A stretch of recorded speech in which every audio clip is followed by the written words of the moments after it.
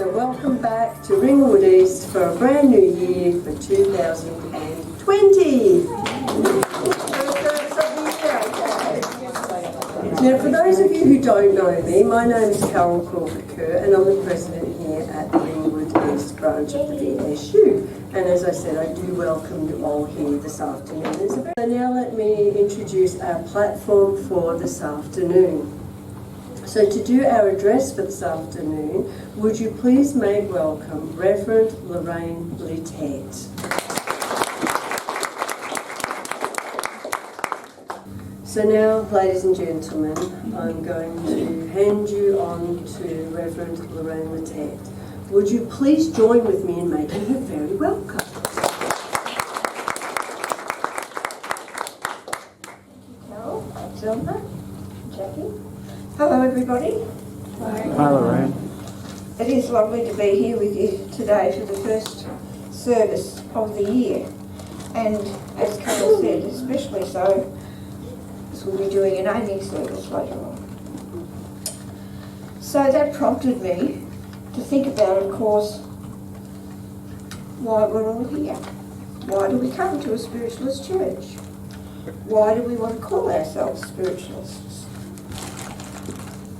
And I thought, well, that's a pretty good way to start the year, isn't it?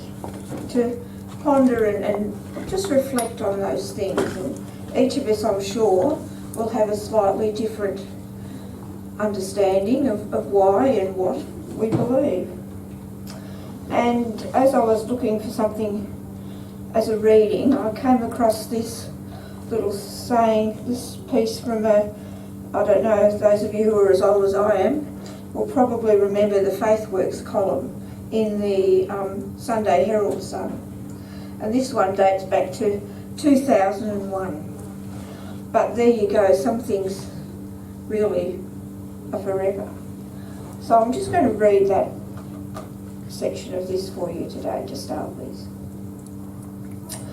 And he started it, Brian Patterson's the name of the man that used to write that column. And he starts it with a little verse by a Roman philosopher called Lucretius. And he says, "Happy is the man who knows the cause of things." Well, we certainly wish we knew that, didn't we? And he starts his piece by saying, "The eternal quest for source of the spirit." He says, "Is it possible that the clear voices of wisdom heard by the great religious prophets on lonely mountaintops were reduced inside their heads? Could conversations of Jesus with God have been caused by a quietening of the frontal lobe in his brain? Were the Buddha's flashes of wisdom produced by something akin to an epileptic seizure? Once these were whispered theological matters. Now they are fodder for scientific research. Groups of scientists are independently trying to ascertain whether there is a direct link between the workings of the brain and religious belief. Do people who believe in God have different brain wiring than those who do not believe? Do people who believe in this tracing of spiritual ways, have they taken some odd way of thinking? Groups of scientists are independently trying to ascertain whether there is a direct link between the workings of the brain and religious belief. Do people who believe in God have different brain wiring than those who do not believe? A Canadian scientist is trying to develop a magnetised helmet that emits electrical signals he believes will inspire spiritual feelings. He's hoping, of course, for a great market. American researchers using dyes to take photographs of the brain action of Tibetan Buddhist monks and Catholic nuns during deep meditation have found that parts of their brains were activated and others subdued. The altered states theory holds that during meditation, the part of the brain giving the subject a clearly defined sense of self is repressed, leading to a blurry, universal feeling. The study indicated these deep states were not the results of emotional fabrication or what Freud would have called an illusionary infantile wish, but were associated with observable neurological events. Another research group claims intense mystical religious experiences, often similar to experiences felt by those undergoing seizures and during taking some drugs.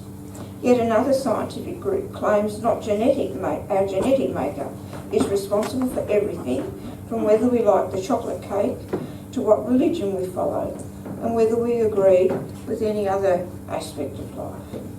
This neurotheology has run foul of some churches' leaders who claim it is another attempt by science to destroy religion. Others claim we have neurological responses to spirituality because of a supreme being caused it to be so. Andrew Newberg, an American professor of nuclear medicine, claims in his book Why God Won't Go Away that most of us are hardwired to believe in a supreme being because it makes us healthier. Quoting several studies, he claims that the religious have fewer strokes, better psychological health, and live longer than most of the population. Unless our brains somewhat alter, religion is going to be around for a long, long time, he says. Mr. Newberg's research matches other findings that meditation, prayer, and other intense spiritual experiences are quietened by the parietal lobe in the brain. This allows information entering the brain to slow down, resulting in less precise definition of the boundaries of self, an uplifting feeling of union with the new universe. This science produces God theory is not accepted by most who claim to have had intense spiritual experiences. But then again, we know that neurological transmitters do not always produce non-threatening things, feel good, and other aspects. God says that science is good for our health. Faith in a God is not always so friendly, and has always been the crux of spirituality, and that cannot be scientifically explained. And that means that in some religions, God, an understanding of God was based on fear, which of course we know that has been the way it was in the past. Accepting spirituality has always been about making creative choices rather than a biological imperative caused by an evolutionary fluke.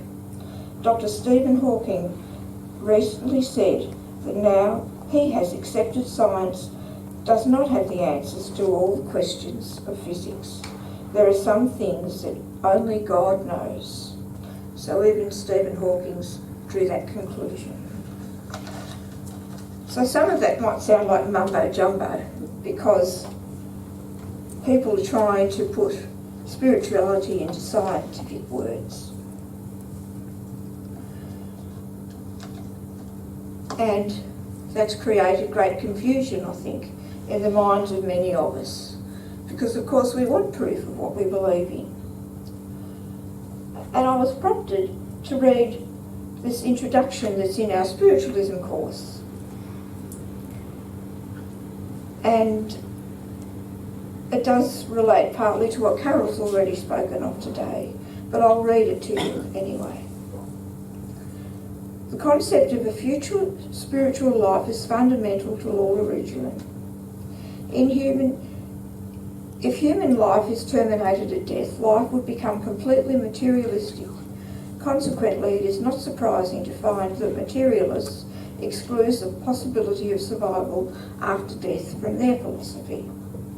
What difference does the fact of an eternal future make to our way of life? The answer to this question is fundamental to religion, as religion is essentially a way of life. The simple answer is that it gives life a spiritual motive instead of a materialistic one. Why should a spiritual motive be more important than a materialistic one? This is a reasonable and important question, but by no means entirely obvious, because there are some materialists who live more unselfish lives than some spiritualists. We mustn't think that we have a monopoly on brotherly virtues. Other philosophies and religions have produced unselfish and progressive individuals throughout the whole of recorded history. Why then does spiritualism make such a difference, if at all? The revolutionary content of spiritualism is that it transforms all temporal virtues into external virtues, and proceeds to prove that those spiritual forces which underlie the good and progressive life are indestructible and infinite. The spiritual change which develops from the refocusing of one's outlook from a material to a spiritual viewpoint is most profound. It produces a fundamental transformation in both the character and understanding of those who have succeeded in progressing that far. This is the age of reason. We present therefore a rational teaching, one which does not depend on blind faith in salvation, but rather on facts. Concerning the future destiny of all people, the rising generation will not accept the concept of a spiritual future after death unless it is demonstrated to them. The basis of spiritualism is the demonstrable survival of each individual soul. The philosophical structure is centred on the 7 principles, the 7th being the underlying eternal progress of everything. Spiritualism is the inevitable need of a materialistic world. Spiritualists don't have any fixed creed, as we've already been told, but we do uphold the 7 principles in the way each one of us as individuals wants to understand them. And they were brought to us by Emma Hardinge Britton through her mediumship very early in the 1900s. Modern times require a wider understanding of what we talk about. And so we need to bring ourselves into the new age and be able to present our philosophy in a way that people can understand them and accept them to be a reality. I think we forget very often that we live each of our days in the presence of Spirit. It's both all around us and it's within each one of us. And that happens no matter what we believe. And I think the reason we come together is because we want to be with people, as Carol said, who are like-minded. It gives us strength. It gives us reassurance that what we believe is not weird or strange, that others who are intelligent, sensible, normal people have come to the same conclusions. When I first started coming to the Spiritualist Church, I'd come from an Orthodox foundation, and so it was a big step for me to move into a Spiritualist church. I was curious, but I had had experiences of a spiritual nature, not a lot, but enough over the years to make me think, what is there really beyond what we know? Even as a child, I, and I'm sure many of you, had some little tiny point in your mind where you wondered about what things were all about. And those questions weren't answered for me in an Orthodox environment. No one seemed to want to talk about that. There was the teaching, and that was what you followed. And so when I felt that I really needed to learn more about these things and have an understanding, because I have to admit I was a bit frightened of it. I didn't really know quite what it meant. This word spirit, what does it really mean? And I decided the only way to do that was to get educated about it. So I read and read as much as I could. And sometimes the more you read, the more confused you get. And things were swimming around in my head. So I found that by going to a church gave me that bridge to move from the more orthodox structured way of belief to a greater understanding of what spirit was. Some people I know don't particularly like the songs, or they may not like the prayers, and as president I've been told over the years by people, well, I don't know that, I want to call it a church. And I respect all of these feelings. But I know for myself, when I first came to the Spiritualist Church, that having the songs and the prayers actually made me feel reassured that I was in the right place, that I wasn't actually walking away from God by moving into a spiritualist way of thinking. It was actually getting me closer to God, because I could feel that I was really connected. Before, I had felt that God was up there and I was down here, and I had no way of knowing how I was ever going to make a connection for myself with God.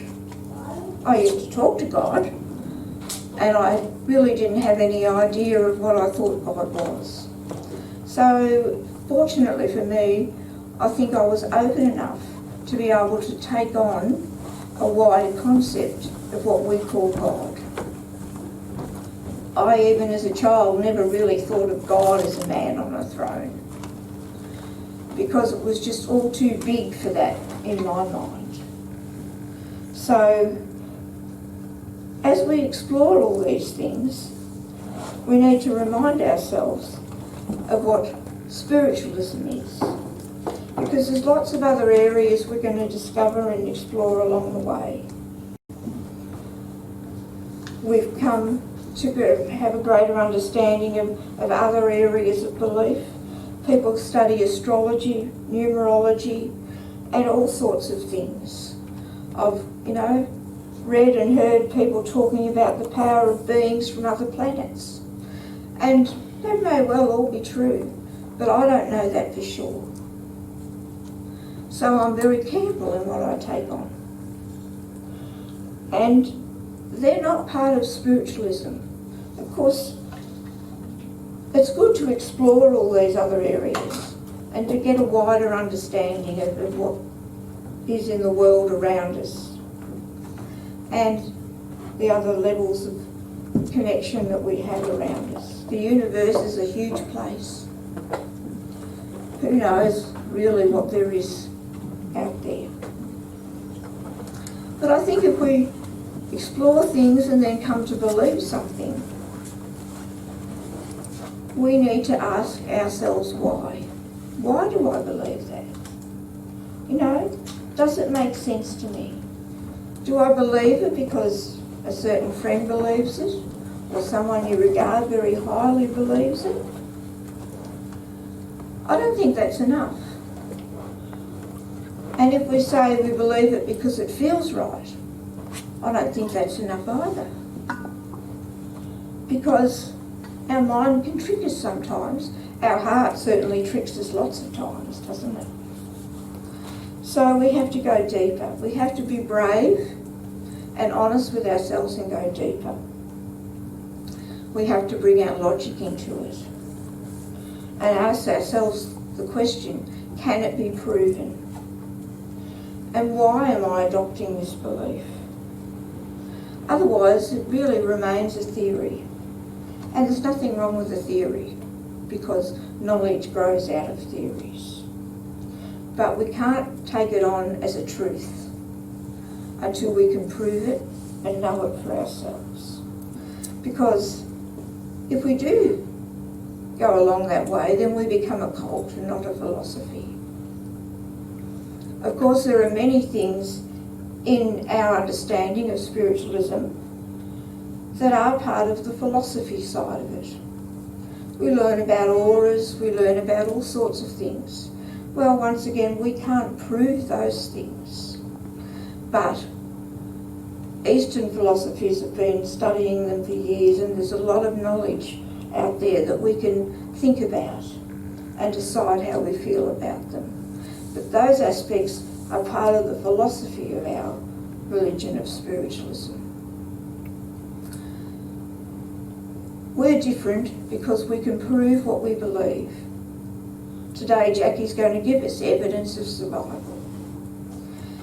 And that evidence is the way we're going to help other people come to believe that spirit really exists. Each one of us, as we grow, we feel our connection with spirit. We feel the guides and helpers around us. We're given reinforcement of that by our teachers. We come to know a guide, and then if we're fortunate enough that our teacher can recognise that guide and confirm that presence for us, well, that is proof for us as individuals. So that is a way that we can understand for sure that spirit is around us. Most people worry and wonder what happened to their loved ones. Just before Christmas, a dear friend of mine lost a son quite suddenly. We've all had terrible losses in our lives. And the first thing that comes into your head, where have they gone? What's happened to them? What is going to happen to them? And if we can give people a glimpse of that knowledge that their loved one really lives on in the spirit world and is around them and still there just as they were before, but on a different level, I believe that is the greatest gift we can bring to the world. Thank you very much.